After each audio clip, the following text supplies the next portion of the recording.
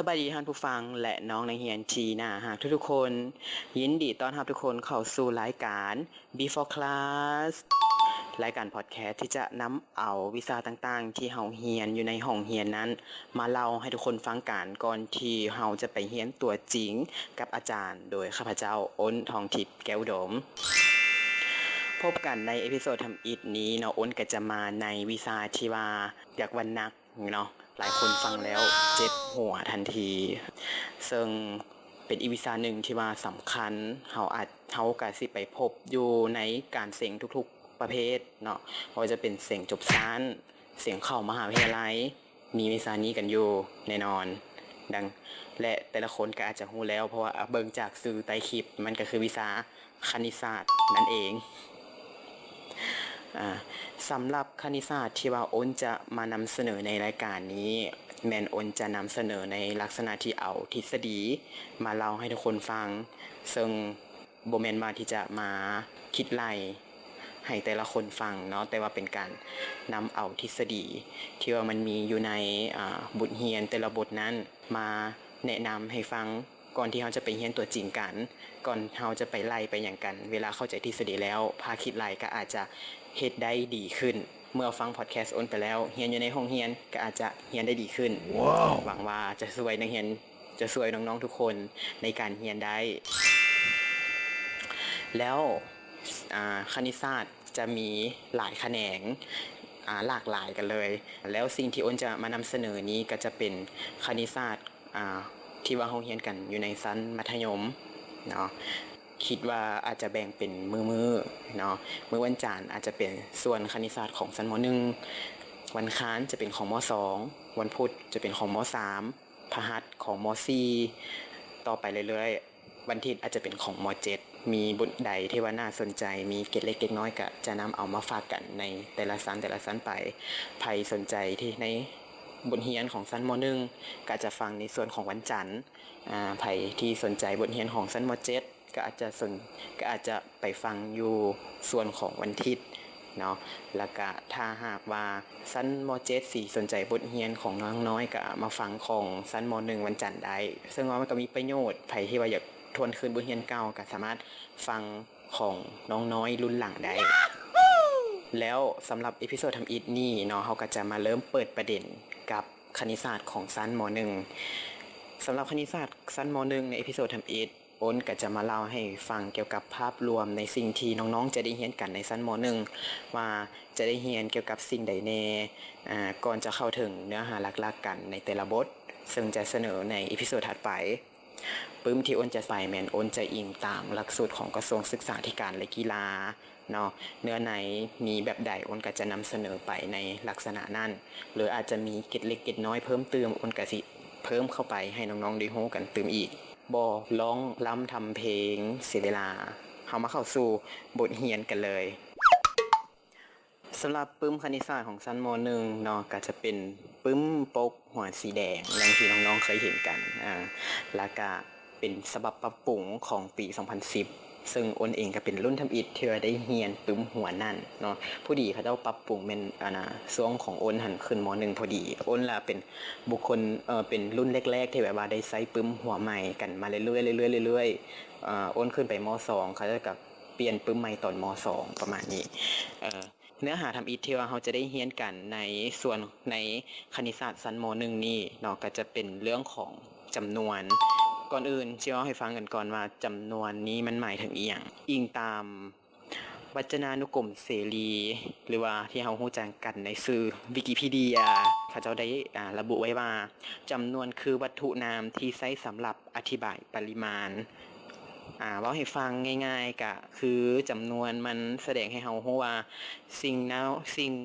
นั้นหรือวัตถุนั้นมันมีหลายหรือมันมีน้อยส่ำใด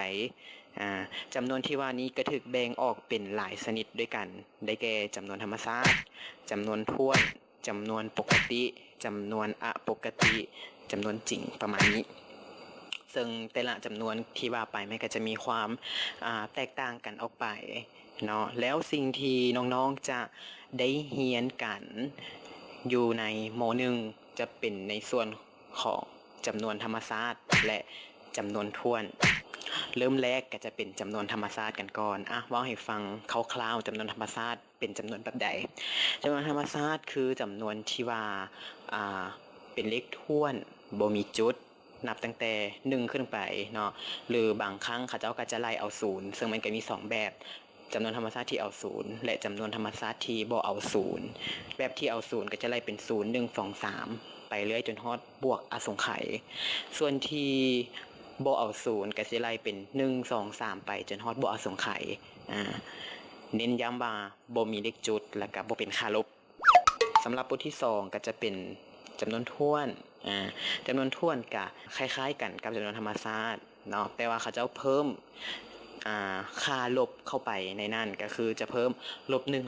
-3เข้าไปแต่ก็ยังมีส่วนที่เป็นค่าบวก1 2 3 4 5ไปจนฮอดอสงไขยค่าลบ-1 -2 -3 -4ไปจนฮอดลบอสงไขยและอยู่ในนั้นก็จะมี0อยู่นำจำนวนนั้นก็คือจำนวนแบบนั้นก็คือจำนวนถ้วนเนาะสำหรับบทที่3บทที่4บทที่5บทที่6ก็จะเป็นในเรื่องของการคำนวณจำนวนธรรมชาติและจำนวนถ้วนว่าเราจะคำนวณกันแนวใดบวกลบกันแนวใดคูณหารกันแนวใดก็จะบอกถึงใน4บทนี้บทที่7เนาะจะเป็นเรื่องของทวีคูณรวมน้อยสุดอุปคูณรวมหลายสุดของจำนวนธรรมชาติเราจะเอาทวีคูณรวมแนวใดอุปคูณรวมแนวใดแม่นเราจะมาได้เรียนกันในบทที่7นะบทที่8ก็คือเป็นจำนวนพื้นฐานต่างๆในหัวข้อนี้แม่นอ้นคิดว่าเป็นบทนี้เป็นบทที่แบบว่าค่อนข้างยากถือว่ายากที่สุดในแต่ละบทที่ว่าเราจะได้เรียนกันเลขฐานเป็นหรือในบทนี้เขาจะเอิ้นอีกแบบนึงว่าเลขฐานเนาะคือปัจจุบันนี้ที่ว่าเราใช้กันแม่นเลขฐาน10เนาะเลขฐาน10หมายถึงหยังเลขฐาน10แม่นเลขที่มีจำนวนอยู่ในหันนะประกอบมี10ตัวเลขก็คือนับตั้งแต่0 1 2 3 4 5 6 7 8 9แล้วนำเอาทั้ง9ตัวเลขนี้มาประกอบกันเป็นจำนวนต่างๆตัวอย่างเช่นเลข78เนาะก็จะมีเลข7กับเลข8 560ก็จะมีเลข5เลข6แล้วก็เลข0หรืออาจจะเป็นล้านเป็นแสนก็แล้วแต่ก็สินำเอาเลขพวกนี้นะมาเลขที่ว่ามันมีอยู่นำกันอยู่10ตัวเลขนี่นะมาประกอบเข้ากันให้กลายเป็นจำนวนต่างๆเขาจะเอาเอิ้นนั้นว่าเลขฐาน10เนาะแต่นอกจากนั้นก็ยังมีเลขฐาน2ตัวอย่างเช่นฐาน2ก็จะเป็นมีเพียงแต่เลข0กับเลข1ประกอบเข้ากันเป็น01 10 001 00111100ประมาณนี้เราจะเห็นกันอยู่ในส่วนในเรื่องของคอมพิวเตอร์การเขียนโปรแกรมเนาะใครที่ว่าสนใจก็ไปศึกษาต่อกันได้แล้วก็มีเลขฐาน3ฐาน4ฐาน5แล้วแต่ไปเรื่อยๆมีจนฮอดเลขฐาน12กันเลยว้าวซึ่งเขาจะกับเพิ่มจากตัวเลขเข้าไปเพิ่มตัวอักษรเข้าไปอยู่ในเลขฐาน12นั่นจะเป็นแนวใดเนี่ยนั้นโอนจะมาลงเลิกในเลขฐานแล้วบทที่9จะเป็นเรื่องของค่าสมบูรณ์ว่าให้ฟังคร่าวๆค่าสมบูรณ์ก็เป็นเครื่องมือที่ว่าเอามาเปลี่ยนตัวเลขเปลี่ยนค่าลบให้กลายเป็นค่าบวกเปลี่ยนค่าบวกให้กลายเป็นค่าบวกว่าง่ายๆคือเปลี่ยนอย่างกระยาแล้วแต่เวลาเอามาใส่ในค่าสมบูรณ์แล้วจะออกมาเป็นค่าบวกเสมอประมาณนี้ก็เป็นอย่างเขาต้องเปลี่ยนก็จะมีความหมายของมันซึ่งเราจะได้เรียนกันอยู่ในบทที่9นะบทที่10จะเป็นเรื่องของสำนวนเลขคณิตแม่นเฮาสิมาฮู้ว่าเฮาสิคำนวณกันแบบใดตัวอย่างเช่นที่เฮาเห็นกันใน Facebook ต่างๆว่า5-3คูณ4บวก7-2ประมาณนี้บางคนก็ออกมาผลออกอีกแบบนึงบางคนก็จะเป็นผลออกอีกแบบนึงดังนั้นแล้วผลออกบ่คือกันจักเทื่อย้อนว่าแต่ละคนนั้นคำนวณผิดวิธีหรือบางคนคำนวณถูกวิธีแต่ว่าเป็นอีกแบบนึงหลักการของมัน หลักการของมันก็จะเป็นแบบว่าคำนวณคูณก้อนหารก้อนแล้วจึงไปคำนวณบวกคำนวณลบบางคนแบบไปไล่แต่หน้ามาฮอดหลังเลยสิมันก็บ่ถูกประมาณนี้นะเนาะคันซั่นแล้วมันมีหลักการอีหยังกันจังได๋เพิ่มเติมก็สิมาเรียนรู้ในบทที่8ในบทที่10ขออภัยเนาะในบทที่10สำนวนเลขคณิตความจริงแล้วพื้นฐานต่างๆที่ว่าเฮาเห็นกันอยู่ในเลขที่ว่าเฮาเห็นกันอยู่ใน Facebook นะเฮาเรียนตั้งแต่ชั้นม.1อะเด้แต่ว่าเฮาก็บ่เจอเนาะไล่ออกมาก็แบบมีหลายคำตอบสิอ้าวบ่รอไปกันต่อเนาะวันนี้มาในส่วนของบทที่11 12 13 14 15 16จะเป็นเรื่องของเส้นสื่อทอนสื่อการวัดแทกการแต้มการขนานกันการตัดกันมันขนานกันจังใดมันตัดกันจังใดมันคือกับเนื้อเพลงบ่เป็นอย่างเส้นขนานมันจึงบ่มีทางที่จะมาพ้อกันคือกับความรักของเฮา2คนจากเส้นขนานที่ไม่มีทางบรรจบกันเกิดเป็นความรักที่ไม่มีทางจะแยกกันไปกันใหญ่แล้วกลับมาเข้าเรื่องแล้วบทที่17จะเป็นการเครื่องคือกันของรูปเราก็สิได้เรียนกันอยู่ในช่วงนี้บทที่18จะเป็นเรื่องของมุมแล้วก็การบัดแทกมุมต่างๆส่วนนี้จะเป็นส่วนของเลขาคณิตทั้งหมดเลยเนาะแล้วก็บทที่19ก็ยังอยู่ในเกณฑ์เครื่องคือบทที่20ก็บทที่ขออภัยบทที่19จะเป็นเรื่องก็แกนเครื่องคือเก่าหลงบทที่20จะเป็นเรื่องของการแกนครึ่งคือของรูปเส้นกลางซากเส้นแบ่งครึ่งมุมพวกนี้จะเกี่ยวกับมุมและครึ่งคือของมุมครึ่งคือของรูปเป็นแนวใดได้เรียนกันอยู่ในส่วนของเลขาคณิตเลขาคณิตก็ยังบ่จบยังต่อกันด้วยบทที่21 22ในเรื่องของมาตราส่วนนี่เป็นในเรื่องของการตัวอย่างเช่นเราเห็นอยู่ในแผนที่เนาะมาตราส่วน1ต่อแสน1ต่อล้านอย่างประมาณนี้หรือว่าง่ายๆคือเป็นการย่อขนาดตัวจริงมาแต้มใส่รูปแต้มว่าเราจะแต้มในขนาดส่ำใดคือตัวอย่างเช่นเรามีโต๊ะหน่วยหนึ่งขาโต๊ะยาวประมาณ1เมตรเราบ่มีเจียที่จะแต้มขนาด1เมตรใดแน่นอนเนาะเรามีแต่ JAC ดังนั้นเราจะย่อขนาดของมันให้เหลือประมาณ10ซนตัวอย่าง10ซนสำหรับขาโต๊ะนึงแล้วส่วนอื่นๆเราจะย่อส่ำใดเราก็มีมาตราส่วนของมันให้รูปของเรากับตัวจริงนั้นเหมาะสมกันแบบสมดุลกันสมมาตราส่วนเขาจะเป็นแนวใดกันก็สิได้เรียนอยู่ในช่วงของบทที่21บทที่22บทที่23 24 25 26พวกนี้จะกลับมาสู่เลขาคณิตเป็นพฤกษคณิตอีกครั้งนึงเนาะเป็นในเรื่องของกลุ่มที่ว่านี้เวลาเขาเขียนอยู่ในวิชาคณิตศาสตร์นี่นะเขาจะใช้เครื่องหมายแบบใดแน่มันมีเวลาเขียนกลุ่มสินะเขาจะเอาอย่างเขียนแบบใดการตัดกันเป็นเท่าใดการโฮมกันของกลุ่มเป็นเท่าใดรวมถึงเครื่องหมายต่างๆที่ว่าเขาจะใช้กันอยู่ในกลุ่มเนาะโฮมกันใช้เครื่องหมายหยังเป็นองค์ประกอบสิประมาณนี้ต่อไปเป็นเรื่องของอัตราส่วนผัวพันการซอกหาพจน์ที่บ่ทันรู้ของอัตราส่วนการคิดไล่ส่วนห้อยอัตราส่วนผัวพันปีนพวกนี้สำคัญในช่วงของบทนี้ก็จะเป็นเรื่องการคิดไล่ส่วนห้อยเป็นสิ่งหนึ่งที่ว่าเฮาพ้อกันอยู่ในหลายๆวิชาส่วนห้อยหรือว่าเปอร์เซ็นต์หลายๆคนอาจจะคุ้นหูกันแม่นเปอร์เซ็นต์หลายกว่าส่วนห้อยเนาะคือตัวอย่างเช่นวิชาภูมิศาสตร์สิเขาจะคิดไล่ประชากรจะมีว่าผู้ชายเท่านั้นเปอร์เซ็นต์ผู้หญิงเท่านั้นเปอร์เซ็นต์หรือว่าการคิดไล่การผลิตกสิกรรมกวมเอา98% ประมาณนี้เฮาสิเข้าใจกันว่าสิ่งที่เขาจะว่าเปอร์เซ็นต์มันหมายถึงอีหยังเนาะเขาจะคิดไล่กันแนวใดก็สิมาโฮกันในช่วงของบทพวกนี้เป็นอัตราส่วนแล้วก็การคิดไล่ส่วนห้อยจบกันไปเนาะสำหรับการแนะนำรวมๆเกี่ยวกับบทเรียนใน